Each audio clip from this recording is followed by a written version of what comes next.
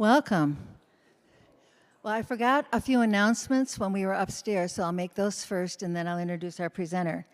Thank you again for coming today. There was really good energy at the lunch, and we had a good turnout, even though we moved our date to Wednesday instead of Thursday. So we're going to stay on the second Wednesdays, and we will meet the second Wednesday in December, and I don't have that date right in front of me, and I have not been good on dates lately, so I'm going to pass on that. Just know it's the second Wednesday. And our program is going to be called Stories of Christmas. And our speaker, our primary speaker, is going to be Nancy Gradanis from here at Westminster. And she's going to talk about the importance of story in the Children in Worship program, and then share a Christmas story with you. And we also hope to have some Christmas music with the guitar. So we're still working on that. But it will be a wonderful Christmas celebration here around the stories of Christmas. And we'll be asking you if you have any Christmas books or favorite Christmas stories to bring those to share as well at your tables. It's lunch again, yes. And then we have birthdays today. And Bob Ruff has a November birthday, and so does Tom Kormos. And Dick Rink does as well. Dick at the last minute had to go to the dentist for a tooth that was bothering him. So anybody else besides Ann and Tom here have a November birthday? Okay. And your name? Okay, John Porter. So John, Ann, and Tom as we sing. Happy birthday to you. Happy birthday to you. Happy birthday, dear John, Ann, and Tom. Happy birthday to you. And many more. And we won't do the count. Are you one? Are you two? Are you three? Or we'll be here all afternoon, right, guys? Okay, so our speaker today, our speakers are Reverend Chrissy Westbury from First Presbyterian Church in Kalamazoo, and Allison Hammond. And that church has been a Matthew 25 church for how long now? Since before COVID. And we have just recently become, as you may have heard, a Matthew 25 church. Session voted that last May or June. I can't remember which one right now. And I know Pastor Lynette has been talking a lot about that. And being a Matthew 25 church means a lot of different things. But we thought it would be helpful for you to hear from a church that has been a Matthew 25 church and what that has meant to them and what changes it has brought about. Now, several of you asked me at lunch, how did you know someone from First Presbyterian in Kalamazoo? And if you haven't heard yet, my cousin Seth Wheeldryer is senior pastor there.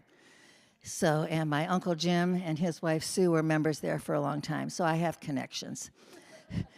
But other than that, as many of you know, John and I came most recently from the RCA, from the Reformed Church in America. So I don't know a lot about First Pres and a lot about Matthew 25. So with that much, I'm going to let Chrissy introduce herself and continue with the presentation.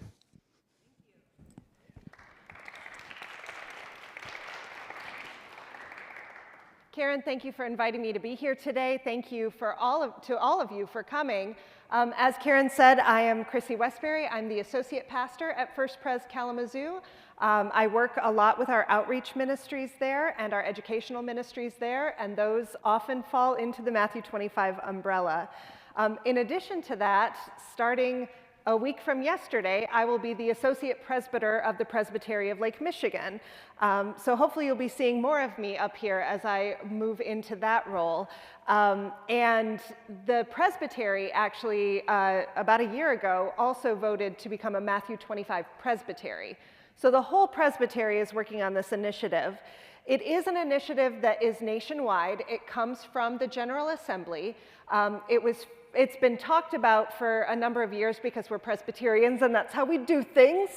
We study it and we talk about it and we ask questions and then we vote on it. And I believe it was at the General Assembly in 2018 that this became an official initiative of the PCUSA.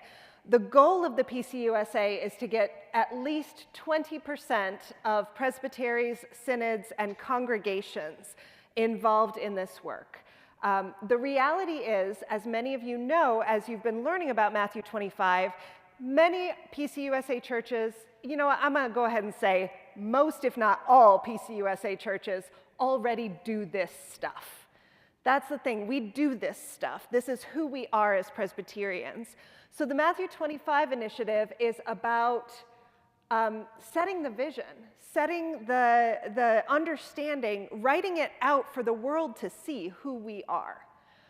So briefly, I'm going to talk just a little bit about the Matthew 25 initiative overall, and then Allison, who is our clerk of session and has been involved in a lot of the ways that we've lived into that and continue to live into the Matthew 25 call, will come up and help talk about the history of these programs at First Pres in Kalamazoo.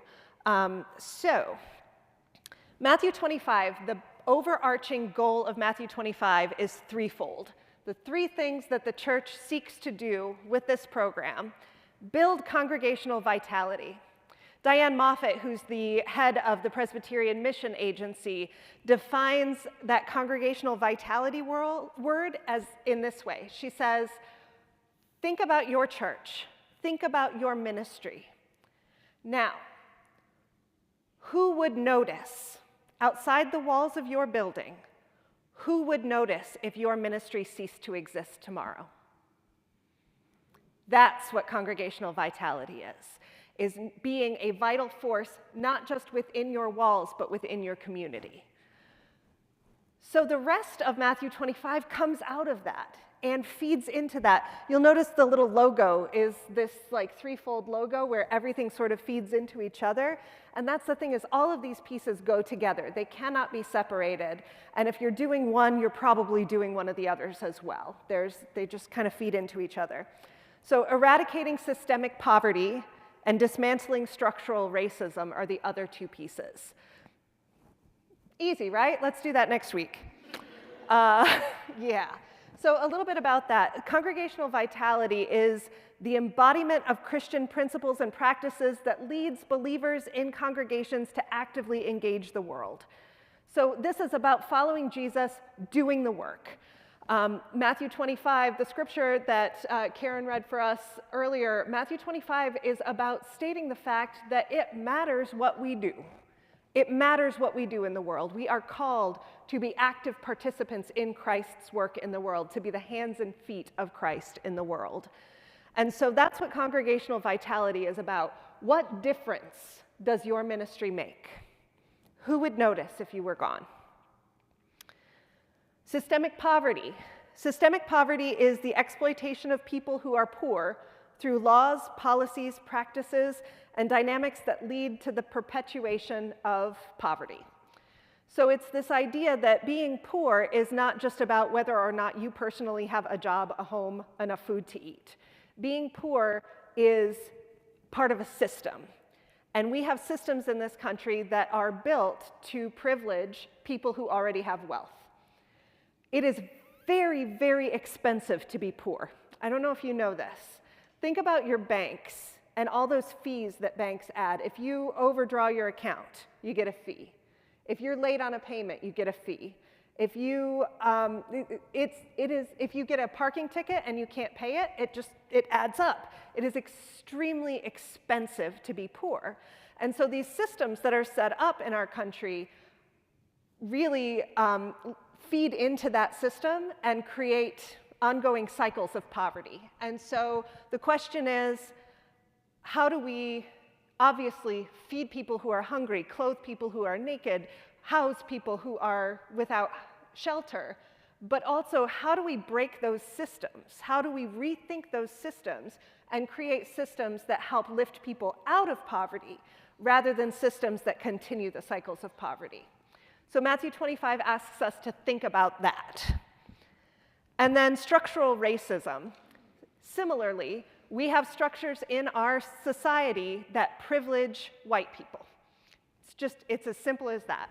Our laws, our businesses, the way that our society is structured privileges white people and adds into these situations where, again, poverty and all of these things continue to perpetuate one another because of the systems.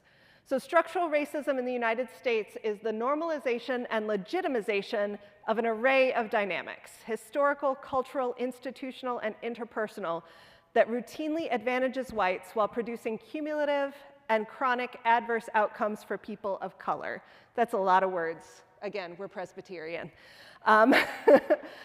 But essentially, structural racism is a social construct that concentrates wealth in the hands of the majority. It's not, when we talk about racism, when we talk about white privilege, when we talk about white supremacy, it is not necessarily a pointing at you individually and aren't you a terrible person. It's not about that. It's not about casting blame.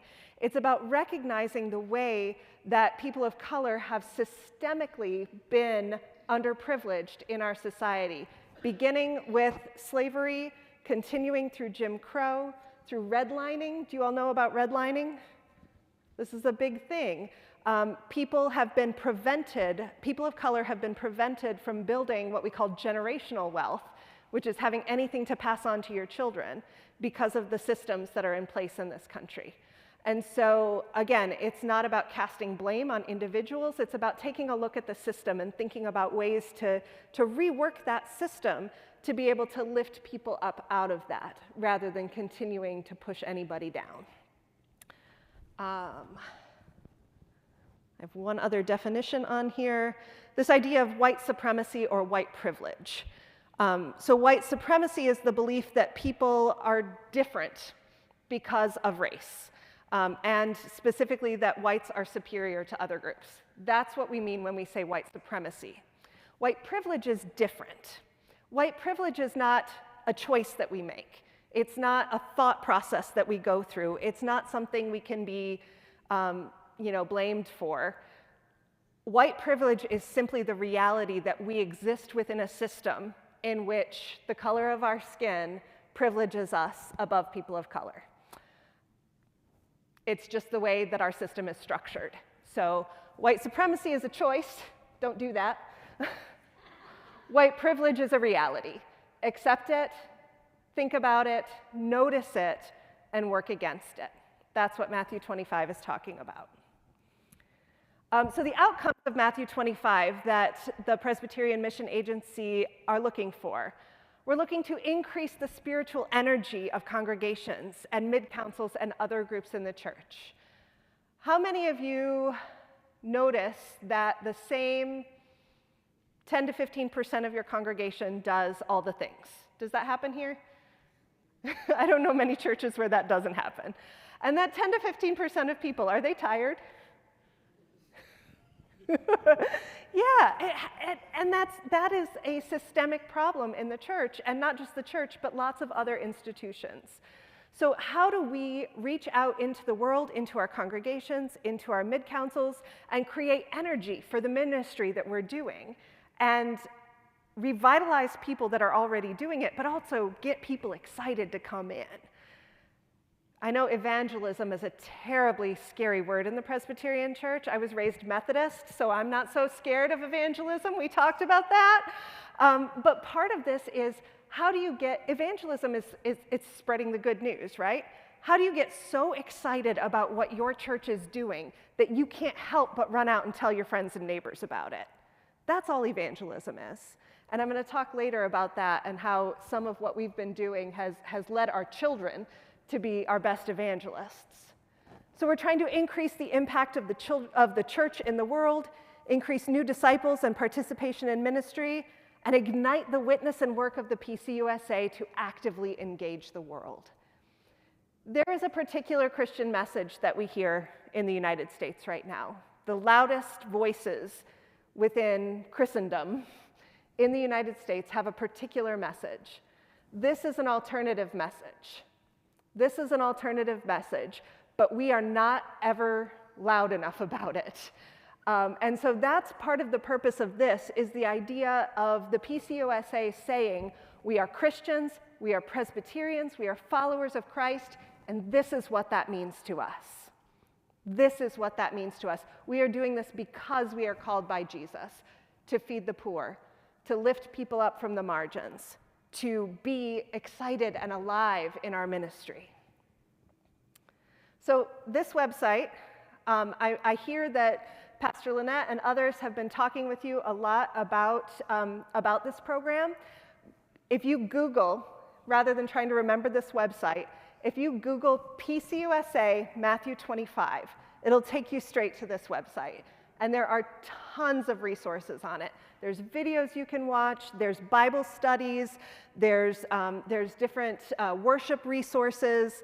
If there's a small group of you that wants to sit down, there's a great resource on dismantling racism and thinking about anti-racist thinking.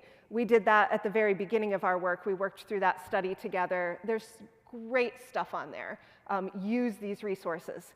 The other thing that's on this website that's cool is the part of the Matthew 25 initiative that I'm going to just flat out admit First Pres Kalamazoo has not done very well at yet, and we need to work on it, and it's sharing our stories. Because that's a big part of this. Like I said, we're already doing this, right? These programs, you have a food pantry, you have, I know that this church has lots of programs that fit within this Matthew 25 umbrella.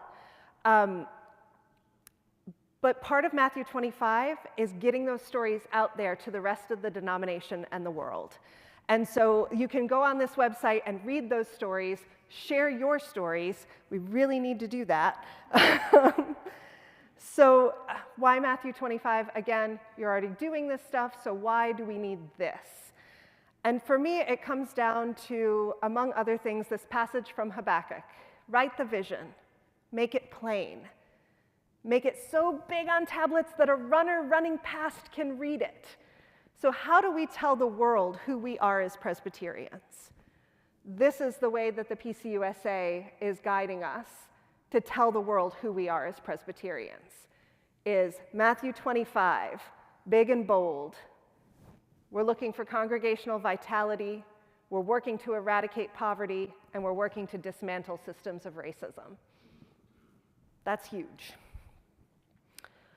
So FPC Kalamazoo and Matthew 25. Come on up here, Allison. So structural racism, we'll start there. Okay. Is that okay with you? That's fine. All right. I've got some pictures that I put into the slideshow. Allison and I haven't actually coordinated our pieces together, so we're going to do this kind of on the fly, and it's going to be great. But I've got some pictures up here that illustrate some of the stuff that Allison's going to talk about, and then I'll pop in with things too. So, do you want to talk about just sanctuary? I do. So, but before I start, I was thinking about having you all close your eyes and imagine something, but you just had lunch. That's not a good idea. So I would like you to actually look up and, I also to preface this, I don't know your congregation. I don't know all of the wonderful things you're doing in your community. So I'm speaking from my experience and what we've been doing. So I'm not assuming that you don't know these things. I just want that to be clear. I'm just going to share what my experiences are. So I would like you to look up, and if you're not already involved, what would it look like if your church was really, truly involved in your community in conversations about dismantling racism and anti-racism? And some of you may already be involved in that work. Well, in 2018, 3 members of our church, and I may be missing pieces of it because part of this is from memory and notes. And COVID happened in between. And COVID, yeah. So, yeah, we had to try to, what year was that? But, so 3 members went through a thing that's called Allies for Change, and they have a program by Melanie Morrison out of near Michigan State University called Doing Our Own Work, which is really an anti-racism program for white people. And the 3 of us did this, and we came back and we were thinking, and it was happenstance. None of us knew that each other was going to be taking this course. So we got back and we said, what are we going to do with this information that we learned? Because we would really like to spread the word throughout First Presbyterian Church. And we weren't exactly sure how to do that. So we just started meeting. And that first year, we did end up having some speakers come. Which was interesting. We did have, there's a man in Kalamazoo named Matt Smith. He does a program called How FDR Segregated Kalamazoo, which is all about redlining. It's a wonderful presentation. It is specific to Kalamazoo. We also had a gentleman named David Brose come in, and David is a historian, a museum keeper person who is very involved with, you probably heard about our fountain in Bronson Park. that was the Native American bowing down to a white man, and that got removed from the park. And he came in and spoke to our church about the Native peoples who are still in our community and their role in actually not really being asked about that fountain. And so he really shared with us the history of Bronson Park, because, you know, the stories you hear, Mr. Bronson founded Bronson Park. Was there anybody here before that? You never really hear about that. So he talked about that. And then we also had a man come in from El Concilion, which used to be called the Hispanic American Council. And so that was kind of our first jump at doing something. Jump ahead, then a group of us went to Montreat, and we went to a program called Conspire, Eviscerating Racism, Liberating Imagination. There was a seminar in Montreat, and we really were fired up after that. And that was in the fall of 2019, and we did some other planning. And lo and behold, in August of, we did some planning then. That was when we came back and we're like, we got to be a Matthew 25 congregation. Exactly, so that's right. In October of 2019 is when we became a Matthew 25 church.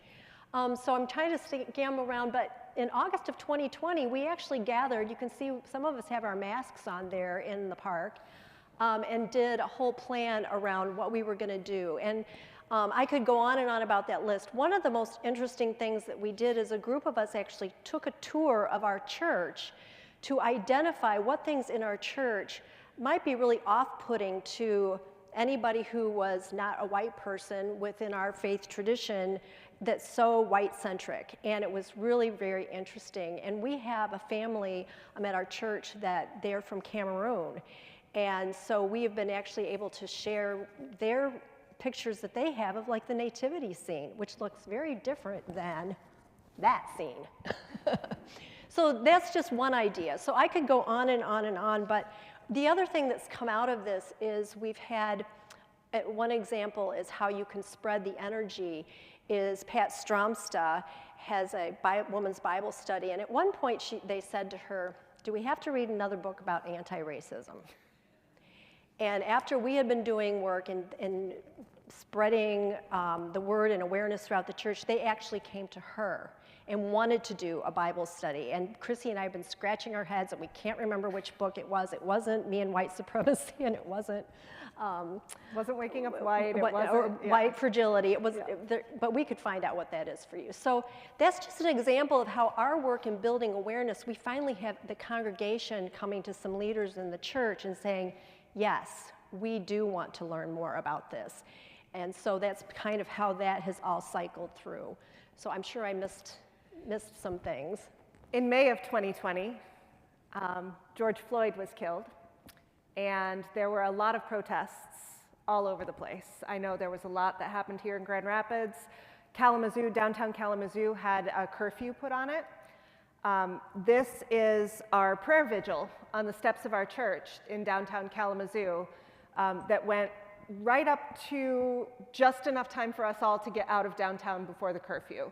We followed the law, but also felt it was really important to make a statement. And if you look over here, you can see the National Guard Humvees. It felt like military occupation outside of our church. But it felt important to us to make a statement. What else do I have in here? Around the same time, we put this on our sign, just "We stand against racism." And then this is from our website hang on, I'll click on it and then it'll tell me what date. You can see that we have on our website, we have a link to our anti-racism statement. This is just a picture of the website, but I added that link, so this works. So in July of 2020, our session adopted an official stance on anti-racism, saying in times of crisis, suffering, and hardship, the church is called to speak both prophetically and compassionately, to comfort and heal, and to call for justice and accountability. In this time of crisis, our community and our country are struggling with a confluence of crises: pandemic, economic distress, and civil unrest. In all these things, the disparity between white society and people of color is evident. God did not choose one people over another, Indeed, in times such as this, there are particular problems and crises through which God calls the church to act. The church, guided by the Spirit, humbled by its own complicity, and instructed by all attainable knowledge, seeks to discern the will of God and learn how to obey in these concrete situations. Now is such a time and place. It goes on. You can go to the First Pres Kalamazoo website to read it. It's very similar to the language of an anti-racism statement that was adopted by the Presbytery a little while later. And it actually came out of some work of General Assembly that year. But again, this group that Allison was talking about that just sort of came up out of a few people wanting to do this work, that group was the group that spearheaded the effort to bring this to session and ask session to adopt it. I was going to make one last comment. This group was very intentional about us not becoming the diversity and inclusion and equity and belonging and whatever, now there's a whole string of, committee of the church. We were very intentional that we were not going to become a committee because we wanted to spread having this be a conversation throughout all parts of the church. So while we did have talk about becoming a committee so that we could have a budget and we could do all those things, we really intentionally chose not to do that. And it's interesting because the group really, we have not met formally probably for over a year, but we're still there. And when I say going on about having conversations, members of our just sanctuary group and other members of our church who already were, are really involved in things like in Kalamazoo, we have Isaac, we have the Kalamazoo Foundation has a group that's got a bunch of letters, and I'm sorry, to diversity and inclusion, we need to get rid of letters because nobody knows what they are. But so we have members of our church now who have embraced this, who it's not just in our church, but we see that our own members are knowledgeable. They're still willing to learn. They know that they're not the experts, but they're reaching out and getting involved in other efforts in the community. And so that's kind of what Chrissy was talking about. It's not just within our walls of our church. It's how we also are helping our congregation to feel like they can go out and be part of that work in the community. And while this work can never be done, at least feeling more comfortable and knowing what spaces to go into and to be able to be part of the conversation. So that's what that, and you had something else you were going to say. I included this picture just to remind us that while Matthew 25 focuses on structural racism, and that's incredibly important, there are other isms that, that we can also work on dismantling at the same time. So this was actually from our Pride organ concert, our Pride Month organ concert, and I love that picture of our Dorothy with her flag. All right, so systemic poverty, let's talk about that piece of it now. I'll start, because this is mine. So we have a group of youth, we take a group of youth every summer to the same community in West Virginia to do work, to build wheelchair ramps, to stain decks, to weatherproof outside steps of houses, and do whatever the folks in that community need. Now, the important thing about this when it comes to systemic poverty, this is a community that used to be a big coal mining area. They used to have a lot more than they have now. Because of the systems that are in place, they are now in cycles of poverty that they will never get out of. They will always need us. But the reason we go back to the same community year after year after year is that it's not just about building wheelchair ramps and weatherproofing decks. It's about the relationships that we form with these folks. We know these people in Concord, West Virginia. We get so excited. The kids get excited to go back and see them. This year, one of our favorite ladies had moved to Ohio to be closer to her children and grandchildren, and the kids were devastated. Another lady, they were asking about, they always have a potluck for us at the church, and they're like, is she going to bring her peanut butter fudge? And not only did she bring her peanut butter fudge, one of our kids started talking to her about the fudge and how much he loved it. And she's like, I'll bring you the recipe later this week. She stopped by later in the week with a whole new plate of peanut butter fudge and the recipe. We had a lock-in a couple of weeks ago, and one of the kids made that fudge to bring to the lock-in. It's Concord, West Virginia. Concord, yeah. And so it's those relationships that are formed that are a big piece of breaking cycles of systemic poverty. Because it's one thing to hand somebody a sandwich or to write a check for somebody's utility bills. That stuff is important because people need those things. But when you build those relationships and all of a sudden this becomes a person that you know and love and share stories with, it's a lot harder to look away. So that's our youth. This is our youth again, making cookies for our midweek meal for our neighbors. And then I'm going to turn it over to Allison to talk about that. So I love this story because we have a program we call Celebrate the Vision. And actually in 2008, this came out of a congregational vitality kind of exercise where our committee that's called Congregational Life was formed at that time. But that group decided to start doing something on Wednesday nights as a way of fellowship, having a meal together as a church family. And one summer day, we were having a cookout in the front, and the people that, if you're familiar with Bronson Park, we have a lot of neighbors that spend a lot of time in Bronson Park, and we invited them to come and join us. And thus started Celebrate the Vision, where we serve a meal on Wednesday nights to our downtown neighbors. And I forgot to say, I want you to imagine, because I never really imagined this, belonging to the downtown church, that I could actually walk through Bronson Park. I can walk around in downtown Kalamazoo, and I know these neighbors. I know them by name. I know their stories. They say hi to me. I feel extremely safe in my own city because I know these people. And I know that if somebody was going to start bothering me, I got a whole bunch of people I know that are not going to let that happen to me. So that's one of the blessings. But it really did start out of us wanting to do a congregational fellowship that grew into what we call Celebrate the Vision now. And so our Wednesday night program is we serve a meal. It's had different variety of things around worship following the meal. Sometimes we've gone upstairs. Our friend Michelle and Al, they used to lead the Red Door Ministries on our front steps following. And so we've been able to keep it very low cost. Prior to COVID, we were having about 80 to 120 people come every Wednesday night. And I believe that we were able to keep the budget usually around $120 for lots of different reasons, from people bringing us fresh vegetables to serve to, going to the discount places, et cetera, to having donations. The meals are healthy. We do make sandwiches, lots of great soups made with, healthy vegetables, homemade soups, and that kind of thing.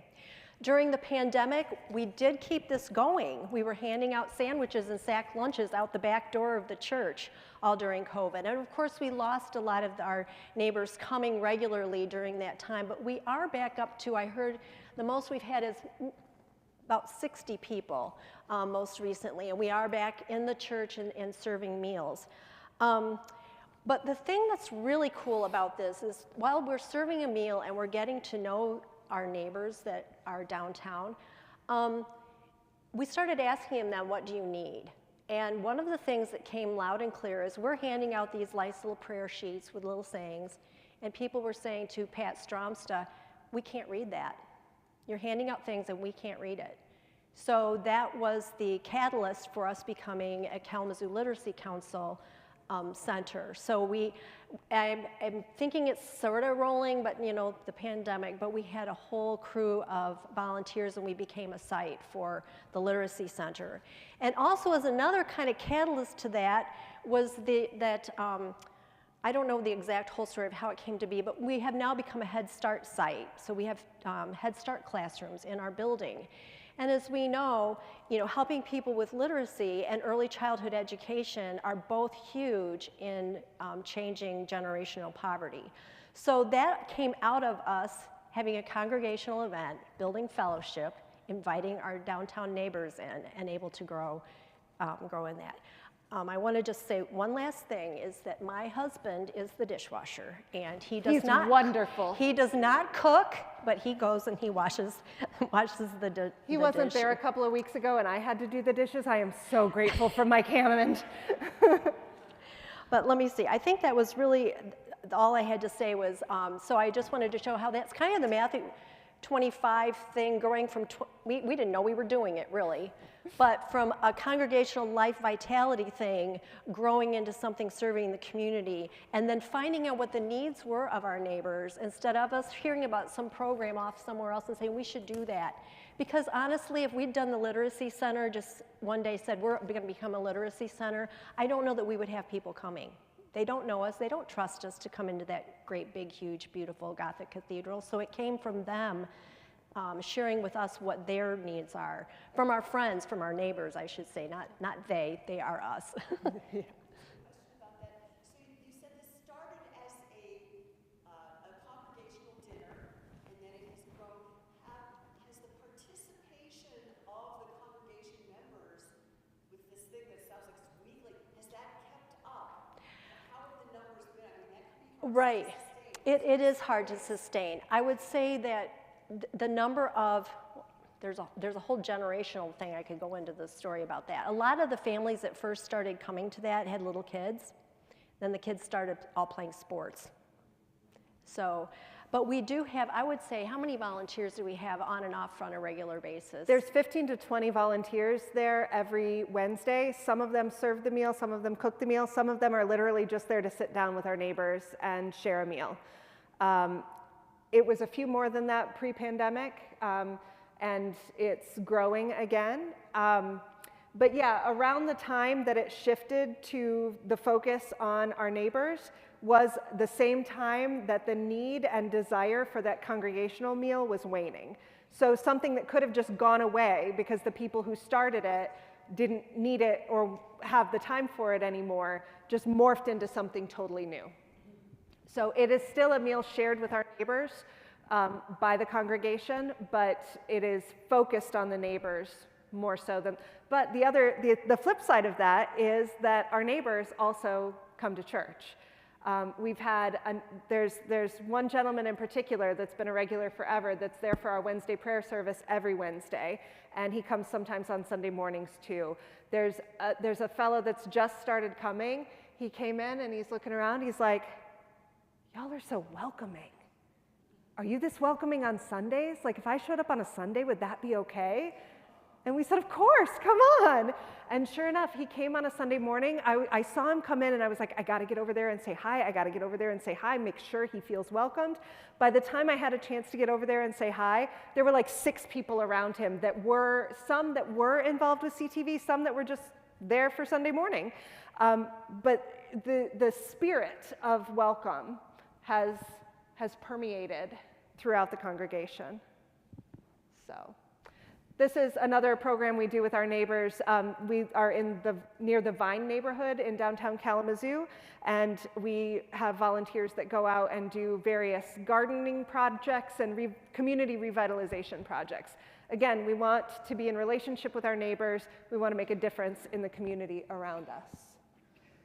Congregational vitality. So, like Allison was saying, a lot of these other things are deeply connected to the congregational vitality. Either they came out of programs of congregational vitality, or they have fed into programs of, or fed into our feeling of congregational vitality, or both. It's always a cycle. So during COVID, we stopped worshiping in person for a little while, but we worshiped in person through most of COVID because of an outdoor space that we have just outside of Kalamazoo. We were able to gather in person and be together. That piece of property is a piece of congregational vitality that's come into our church in the last few years. There was another church in Kalamazoo County called Pine Island Presbyterian Church.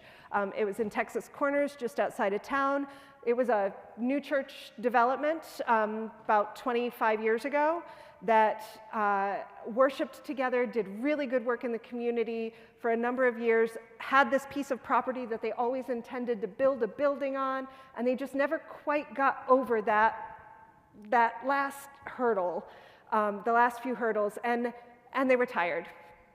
And they wanted to find a way that they could continue their ministries but share with other people the work of the ministry. And so they made the choice, the difficult choice, to close their doors and join First Pres Kalamazoo. And with them came the 6 acres of land just outside of town, on which they, like I said, they never built a building, but they made this beautiful, huge garden. And in that garden, we now grow literally 4,000 to 5,000 pounds of produce every summer that's donated to feeding programs in Kalamazoo. There's beehives out there, there's a labyrinth, and we are in the process now of actually getting a small chapel building built there, as they always wanted. And so we have built Pine Island's congregational vitality as they've folded into First Pres, and them coming to us built our congregational vitality. We're all one now, but this ended up being such a huge boon to us in keeping our congregation active and excited about doing the work together, because we had the garden and we had a place to worship, and it's been huge. So I didn't want to get through this congregational vitality piece without talking about that. During COVID, again, we found ways to connect with one another through drive-in fellowship things, keeping traditions alive. That's the thing, is every time that there's something new and exciting to do, that doesn't mean we get rid of the great traditions. So we have a thing called Vespers at Christmas time. It's a Sunday evening lessons and carols kind of service, and we do it every year. And right before it, we have what we call Christmas chocolate, where we make really good hot chocolate and everybody brings cookies, and it's a wonderful fellowship time. During COVID, we knew we couldn't do that. And so we came up with the idea of having drive-through Christmas chocolate, where people came in the afternoon, they picked up a box of cookies and a little hot chocolate kit for each person in their household, took them home, and a program for Vespers, took them home, and then at the appointed time turned on YouTube and watched the Vespers concert, and still had that tradition, just in a new way. And I think that that's really important for congregational vitality in a changing church and a changing world, is how do you take those things that have meant a lot and do them in a little bit of a new way to keep them alive. This is our college ministry. Just ways that our church is really alive right now. And what says vitality more than a small child smiling like that? She's the cutest. Her name is Gift, and she is one.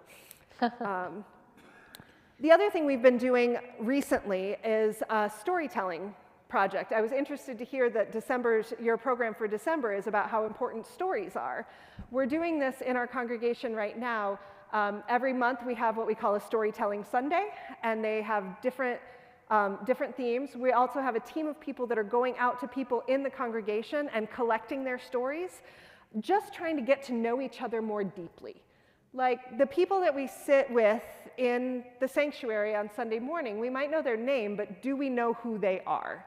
And so we're trying to find ways to get to know one another more deeply. We kicked this off with David Lamont. If you don't know him, look him up. He's fantastic. He is Presbyterian famous, although he calls himself a Quakertarian. But he writes beautiful music, and he came and did a concert for us and a storytelling workshop, helping us to think about ways to tease out our stories. He also he talked about this thing that he and his son did during COVID, which is they noticed that their neighbors during COVID, what had been kind of a close neighborhood, all of a sudden became very disconnected, disjointed. People didn't talk to each other. People were afraid to get too close to each other. People started getting suspicious of each other. Who did you vote for? Who did you vote for? Like all of this stuff. And so he and his son made this sign and put it on their house. And now on his website, it's letsbeneighbors.org, you can get this digital image and print as many of them as you want for free. I mean, you have to pay for where you print them, but he doesn't charge anything for the image. And we actually had lawn signs made of those, and we've got them in front of the church, and congregation members have taken them and put them in their neighborhoods, and I don't think I've told you this story yet. So we have this Facebook group called Buy Nothing Kalamazoo. It's like a free cycle where if you need something, you go on it and you're like, I'm looking for this, and somebody says, oh, I've got one, come pick it up, or I have this I want to get rid of. And anyway, I was looking for something in particular, and this woman said, I've got it, come pick it up. Went to her house, and this sign is in front of her house. And I'm like, I don't know this lady. Where did she get it? And then I look next door, and there's another one. And I look next door, and there's another one. And all of a sudden, I realize I'm on Allison Hammond's street. So, again, getting the word out in the community. Write the vision. Make it plain. This was our Storytelling Sunday this past Sunday. It's not a very good picture, but this little lady up here is 97 years old. She was sharing her story. Her name is Eva Hanka. And when she was 3 years old, she lived in the first Czech Republic, and the Republic of Czechoslovakia it was at the time. And the president was coming to her town, and she was selected to be the child who gave him flowers. And he picked her up, and he smiled at her, and he gave her a kiss. And that picture became iconic throughout Czechoslovakia. And it's actually on a postage stamp. It's on history books. Like, it's everywhere. There have been movies made about this lady, who's now a member of our church. But after that, World War II changed everything. Germany came in, and Czechoslovakia was under occupation of Germany. When they went out, then USSR came in, the Iron Curtain. She and her husband ended up having to escape from behind the Iron Curtain, like actually on foot across the Forbidden Zone. So she was telling her story this past Sunday, and it was wonderful. And then the last piece that I want to talk about real quick is this "You Are Loved" messaging. For the last couple of years, this has been the messaging that we put everywhere. There are signs up all over church that say this. Our director of youth and families is the one that really started this. This image is from a website called illustratedministry.com. They're terrific.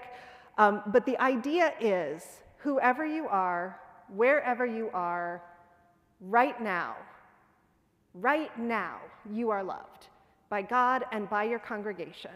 It doesn't matter if you do everything perfectly. It doesn't matter if you come to church in your pajamas.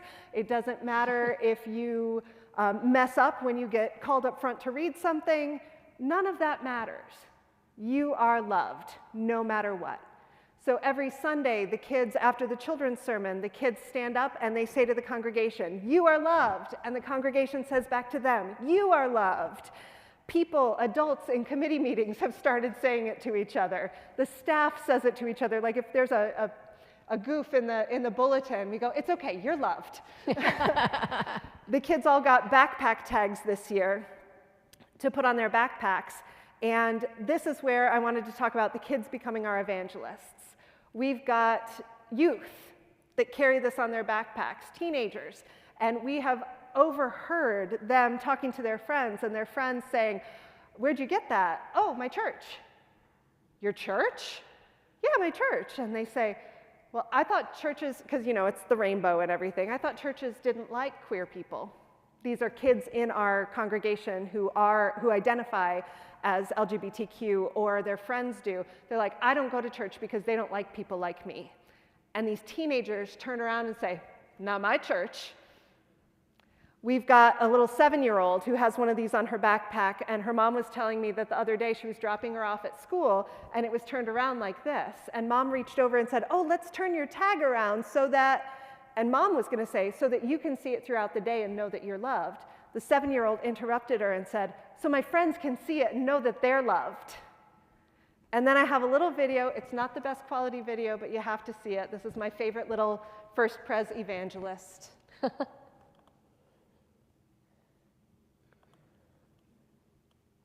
Where's my full screen? There it is. James, what do you have? What is that? I don't know. Let me see it. You're loved. You're loved. You are loved. James, You are James, what loved. do you have? What is that? I don't know. Let me. It's just the best. And I have a whole bunch of extras of these if anybody wants to take one with them today when we're done, so that, number one, you can know that you are loved, and number two, you can let your friends know that they are loved too. Do you have any questions? I think that's the end of what we had prepared. Yeah. We have connections with First Pres. My grandparents and my parents were members there. Matter of fact, my grandfather or grandparents are in your columbarium under the sanctuary. Whenever I go down there, they always let me go down, talk to them. spend to help with the issue that the city wants to remove all your neighbors out of Bronson Park, the homeless?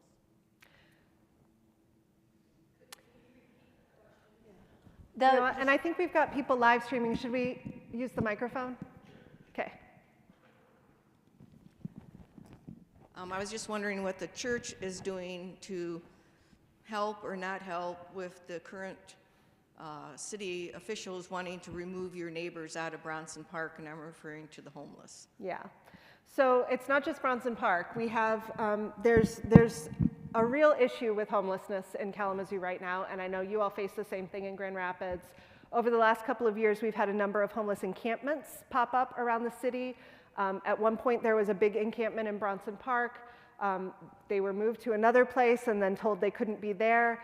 There's a lot of work going on in Kalamazoo around that. We, at our Celebrate the Vision meal, we have what's called peer navigators. That they're from an organization in town that works with folks that are in the system, whether it's because of drug abuse or jail or poverty or homelessness. And they've got these peer navigators who have been in the system themselves and help people navigate how to find stable housing, how to find jobs, how to find phones, how to get elevated up from where they are. So on Wednesday nights, we have between 1 and 3 peer navigators there every Wednesday night, talking with our neighbors about how to get them in stable housing. What we're doing, so in short, what we're doing mostly is really working with the different programs in town that are working to find stable housing for these folks. And there's a lot of work going on. There's also people in our congregation that serve on city commission. There are people in our congregation that are advocating with the city government for our neighbors. So yeah, we just try to be there, help them figure out best ways forward.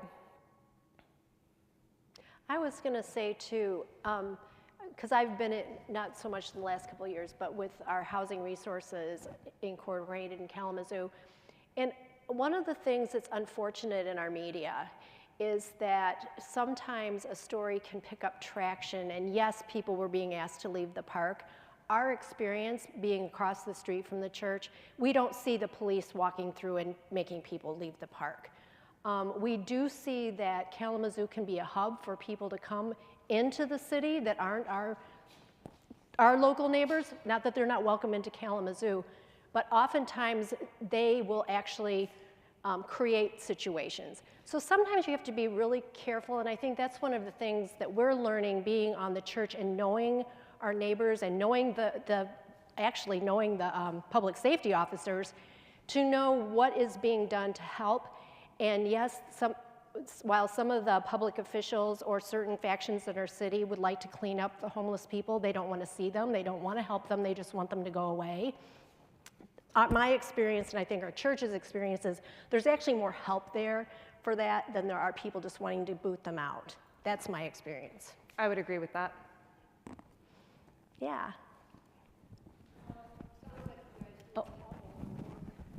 For our live streaming friends. I've just wondered how large a staff do you have at your church? So we have, this is changing next week a little bit, because when I start my new job at the presbytery, I go to half-time. So I'll say the next week staff. We have a senior pastor who is full-time. We have 2 associate pastors who are part-time, half-time. So the 2 of us will share the associate pastor position.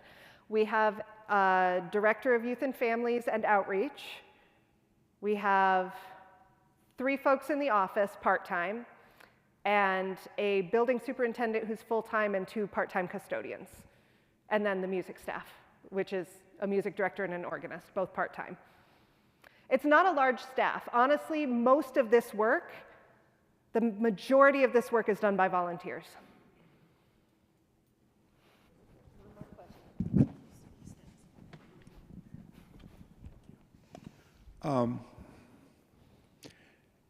Have y'all made a decision, for example, if you're talking about housing can't be fixed unless the zoning laws are fixed. Yep.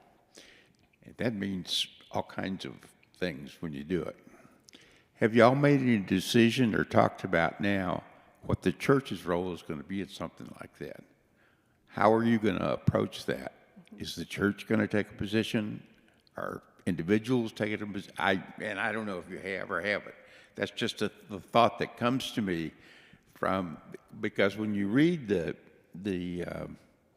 Matthew 25 materials from the from the denomination, they're really aggressive. And they go along and they say, you'll do this and you'll do this, and this wonderful thing will happen.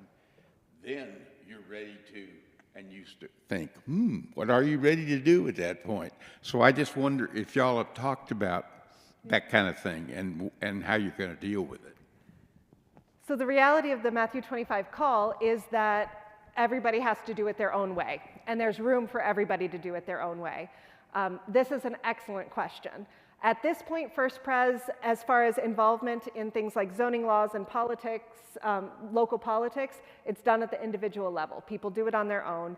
We hope that some of the education that we're doing around poverty and racism and being a part of our community inspires folks to do that sort of thing.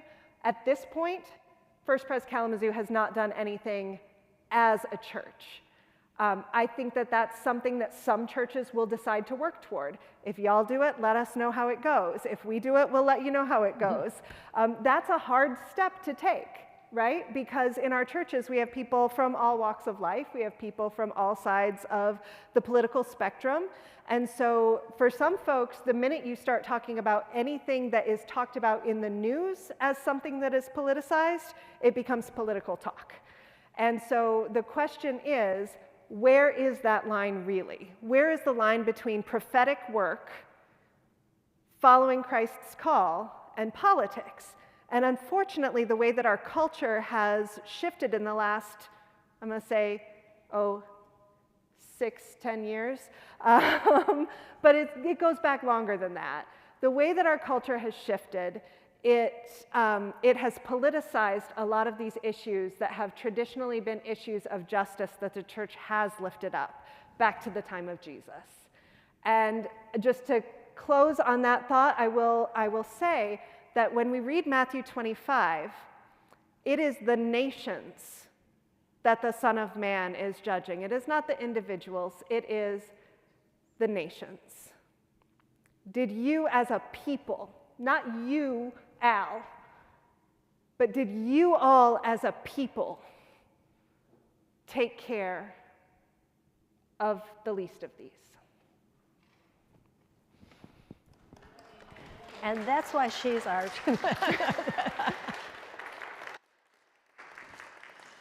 Okay, thank you very much, Chrissy and Allison, and they will be here, I'm sure, for a few minutes afterwards if you want to come up and get a beaner with the tag on it or talk with them further. Also, you also have name tags. If you still have yours on, just drop it off at the information desk, and we'll collect them from there. And I thought an appropriate way, even though it isn't written out for you, to close this meeting would be our charge that we say every Sunday. And so I will lead you in that, and I'm sure most of you have it memorized, and if you don't, just sort of fake it. Okay, and if you want to rise, you may, or if you want to stay seated, you may. But our charge starts out, go into the world in peace, have courage, hold on to all that is good, return no one evil for evil, do justice, walk with those who are faint-hearted, help those who suffer, honor all people, love and serve God, rejoicing in the power of the Holy Spirit. Amen, and go forth.